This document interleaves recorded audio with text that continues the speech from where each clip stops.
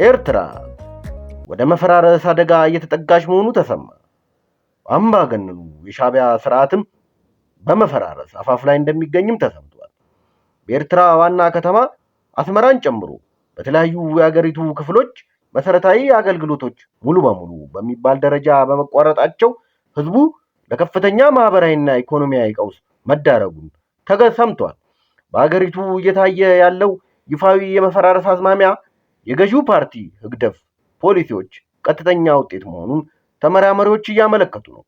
ከአስመራ የሚወጡ መረጃዎች እንደሚያመለክቱት ከሆነ በአሁኑ ወቅት በከተማዋ የንጹህ መጠጥ ውሃ እጥረት እጅግ አሳሳቢ ደረጃ ላይ ደርሷል።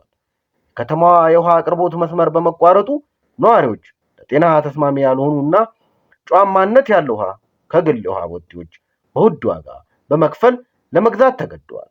ጉዳዩን በቅርበት የሚከታተሉ ምንጮች እንደጠቆሙት ቀደም ሲል አንድ በርሜል ውሃ በ15 ናቅፋ ይሸጥ የነበረ ቢሆንም አሁን ላይ አቅርቦቱ በመጓደሉና ፍላጎቱ በመጨመሩ ዋጋው ንሯል። ይህ በውድ ዋጋ የሚሸጠው ውሃ ለምግብ ማብሰያ እንዲሁም ለንጽህና መጠበቂያ እንዲበቃ በማድረግ ነዋሪዎች የዕለት ተዕለት ህይወታቸውን ለመምራት በእጅጉ እየተቸገሩ እንደሚገኝም ተገልጿል። ይህ የዋጋ ንረት በአብዛኛው ዝቅተኛ ገቢ ላለው የኤርትራ ማህበረሰብ ከአቅም በላይ መሆኑን ተመራማሪዎች ይናገራሉ። ከውሃ እጥረቱ በተጨማሪ የኤሌክትሪክ ኃይል አቅርቦት ለረጅም ሰዓታት በመቋረጡ በከተማዋ ያለውን ቀውስ ይበልጥ አባብሶታል። የኃይል መቆራረጡ መሰረታዊ አገልግሎቶችንና አነስተኛ የንግድ እንቅስቃሴዎችን እያስተጓጎለ እንደሚገኝም ምንጮች አረጋግጠዋል። በሌላ በኩል በሀገሪቱ የተከሰተው ከባድ የመድኃኒት እጥረት ሳቢያ የህዝቡ ጤና አደጋ ላይ መውደቁን ምንጮች ተናግረዋል። እንደ ፓራሲታሞል ያሉ ተራ የህመም ማስታገሻዎች እንኳን በመንግስት ፋርማሲዎችና የህክምና መስጫዎች የማይገኙ ሲሆን ህዝቡ በውጭ ሀገር በሚኖሩ ዘመዶቻቸው አማካኝነት የሚላኩለትን መድኃኒት ለመታከም ተገዷል።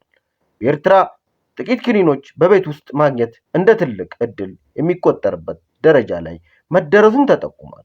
የቀድሞ የህግደፍ ታጋይና በአሁኑ ወቅት በኖርዌይ ዩኒቨርሲቲ ተመራማሪ የሆኑት መሐመድ ከሂር ዑመር የኤርትራን ወቅታዊ ሁኔታ በተመለከተ ባጋሩት ትንታኔ ፕሬዝዳንት ኢሳያስ አፈወርቂ በገዛ አምሳላቸው የሰሯትን ሀገር በገዛ እጃቸው እያፈረሷት ነው የሚል አስተያየት አስነብበዋል። ተመራማሪው እንደገለጡት በአስመራ ነገሮች ሁሉ የመፈራረስ አዝማሚያ እያሳዩ ቢሆንም የስርዓቱ የግጭትና የውትድርና ፍላጎት ግን አልቀነሰም ይላል። ለብዙ ኤርትራውያን መከራው እጅግ አይሏል። የሀገራቸው ደህንነት ትልቁ ስጋት ውጫዊ ጠላት ሳይሆን ፕሬዝዳንት ኢሳያስ አፈወርቂ የውስጥ ፖሊሲዎች መሆናቸውን ተመራማሪው መሐመድ ከሂር አክለው ገልጿል።